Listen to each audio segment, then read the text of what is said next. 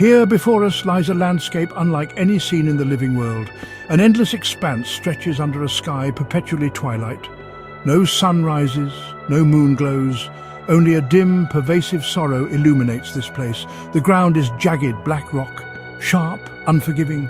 No one here walks free. All are contained, all are still. Observe the structures that dominate this desolate panorama. Cages, innumerable cages reaching to the horizon, each subtly tailored to its occupant. Some are small, others deceptively spacious, but all serve the same grim purpose: containment. A silent testament to lives lived and choices made. The air is heavy, thick with unspoken despair. This is not a realm of fire, nor of physical torment. The suffering here is of the mind, of the soul, a quiet erosion caused by the relentless turning of memory. Each inhabitant is locked within their own past, forced to relive, to re-examine, to regret.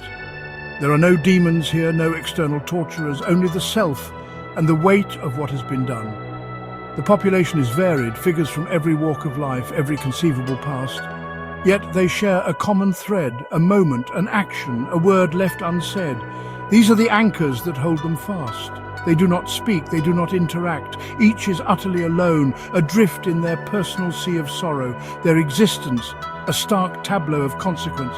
This is sorrow's realm, a place where regret is the only companion. Here, memory is both prison and punishment. Consider the cages themselves. From afar they seem unyielding, but up close their true nature is revealed. These are not iron or stone, but bars woven from the very fabric of thought. They are made of memories, painful, persistent.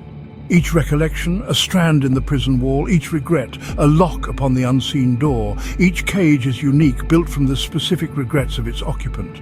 These memories are alive, replaying in an endless, tormenting loop. The prisoner is both architect and captive. They are built within the mind, and the mind cannot escape itself. It is the very cell in which the soul resides, an inescapable, self-constructed confinement. This knowing, this constant re-experiencing is the cage, only the sharp, clear, unending presence of regret. Observe Elara, a figure seated in quiet contemplation. Her cage is woven from whispers and unsent letters. Once she loved deeply, a gentle soul full of unspoken affections. He waited for a sign, a word, a touch, but fear stilled her tongue. She clutched her feelings close, a secret treasure that became a leaden weight.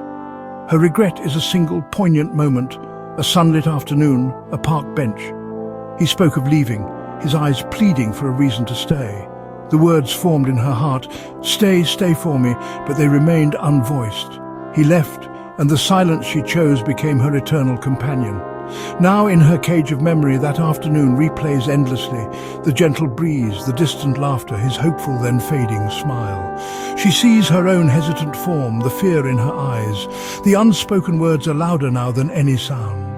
The loss is not just of him, but of the life they might have shared. Her cage is built of what-ifs and if-onlys. The torment is the quiet, persistent ache of a love unexpressed, the knowledge that a simple act of courage could have changed everything. Her hands move as if to write, but the ink is sorrow, and the page is memory. The letter she never sent is the one she now reads forever, a silence that screams through her desolate eternity. Ilara's regret is her only companion. In sorrow's realm, her voice is forever lost.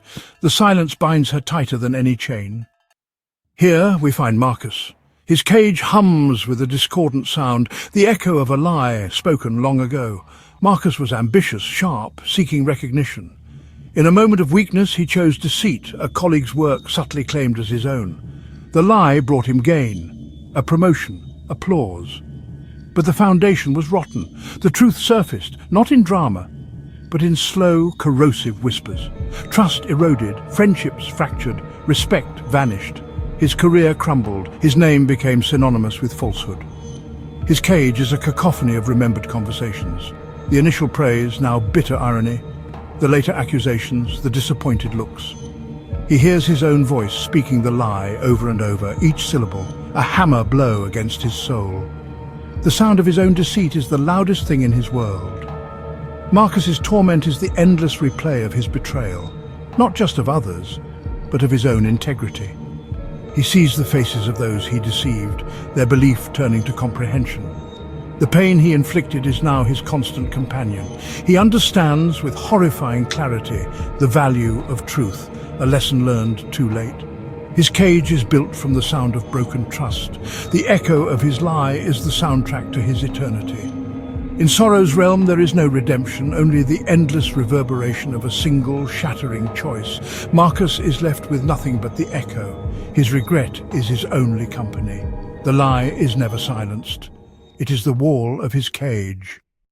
Consider Anya, lost in the shadows. Her prison, silence. She witnessed an injustice, a friend wrongly accused. Anya knew the truth. Fear held her captive. She remembers the courtroom, the friend's desperate gaze. The words were there, but the moment passed. The gavel fell, an innocent life shattered. Anya's silence sealed their fate. The unspoken testimony became her burden. In her cage of regret, the trial is ever present. She feels the pressure of those unreleased words. The silence roars, her inaction, a weight she can never set down. Her cage, a truth held captive forever. Anya's regret is her only voice. Her silence is eternal.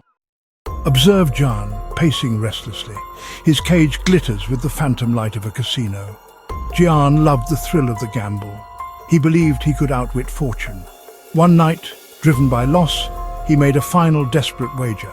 Everything he owned, his family's future. Then, the click, the loss. A single moment that unraveled a lifetime. He sees the faces of his family, their trust, their love, all gambled away. The memory of their hardship is a constant torment. The loss of their home. His regret is the devastating consequence of his addiction. He loved his family, yet his actions brought them to ruin. He sees the path not taken.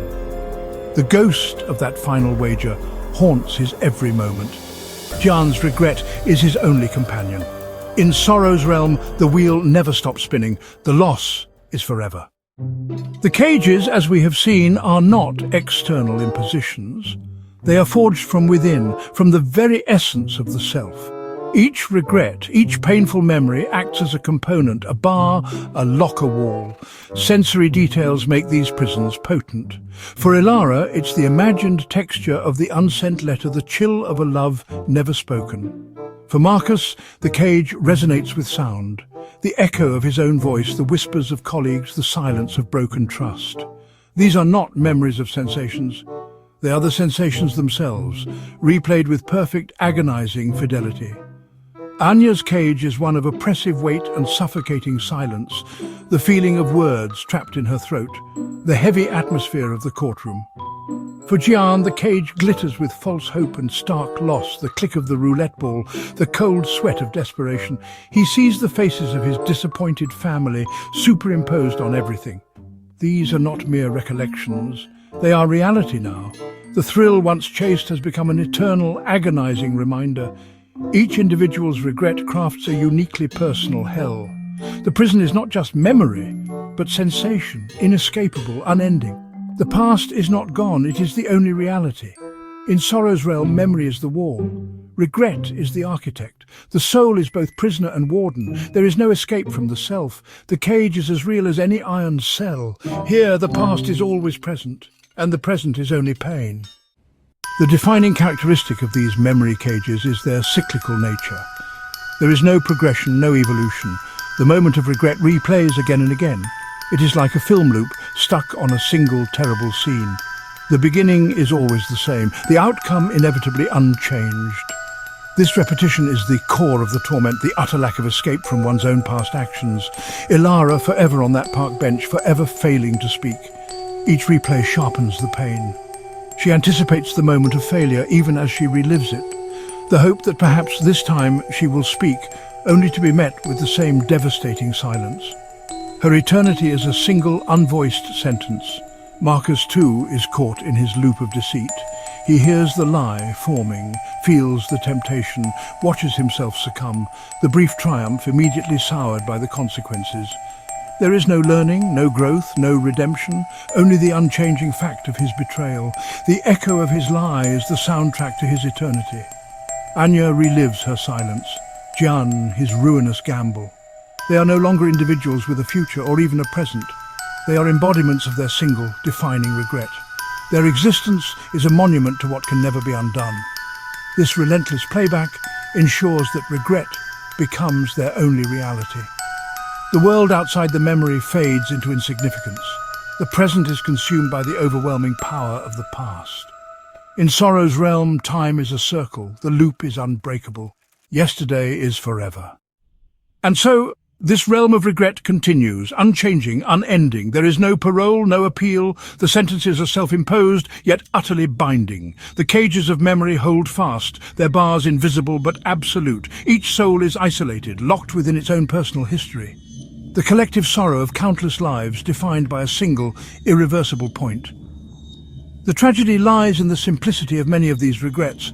A word unspoken, a small lie, a moment of fear, a reckless choice. Actions that once seemed minor now loom large, becoming the totality of existence. There is no salvation to be found on these obsidian plains. This is the ultimate prison, a mind turned against itself. The soul becomes its own jailer, and memory its unyielding cell, a somber landscape populated by the ghosts of choices.